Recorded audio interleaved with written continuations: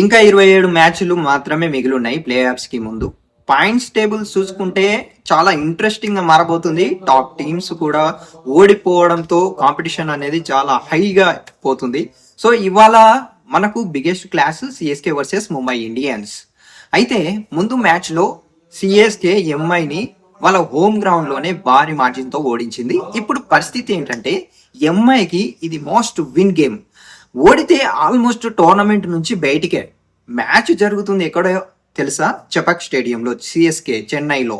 అయితే ఇక్కడ pitch balance గా ఉంటుంది. బ్యాటింగ్ బౌలింగ్ రెండింటికి బాగా హెల్ప్ అవుతుంది.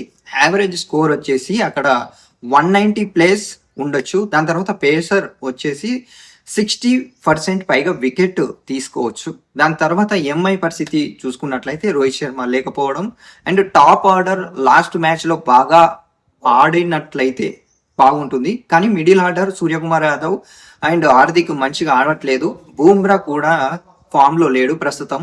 బౌలింగ్ ఎంఐకి బిగ్గెస్ట్ ప్రాబ్లం కావచ్చు. అండ్ సిఎస్కే విషయానికి వస్తే రుతురాజు ఫామ్ లోకి వస్తున్నాడు కానీ స్ట్రైక్ రేట్ ఇష్యూ ఉంది.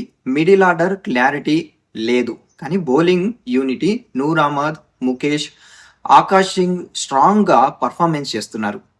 ఇంకా match stuffs Ruturaj versus Boult swing లో ప్రాబ్లం ఉంది. దాని తర్వాత Surya versus Noor Ahmad, Noor upper hand ఉంది. దాని తర్వాత హార్దిక్ వర్సెస్ పేస్ స్ట్రగుల్లో ఉన్నాడు. తిలక్ వర్మ వర్సెస్ స్పిన్, ఆయన కూడా సేమ్ టు సేమ్.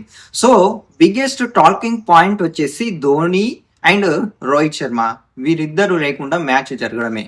ఇది ఒక పెద్ద ఎరా అనుకోవచ్చు. సో మ్యాచ్ ప్రిడిక్షన్ వచ్చేసి ఈ మ్యాచ్ చాలా క్లోజ్ అవుతుంది. కానీ సిచ్యువేషన్ చూస్తే MI is under pressure, most win mind set వాళ్ళకు అడ్వాంటేజ్. సో నా ప్రిడిక్షన్ వచ్చేసి ముంబై ఇండియన్స్.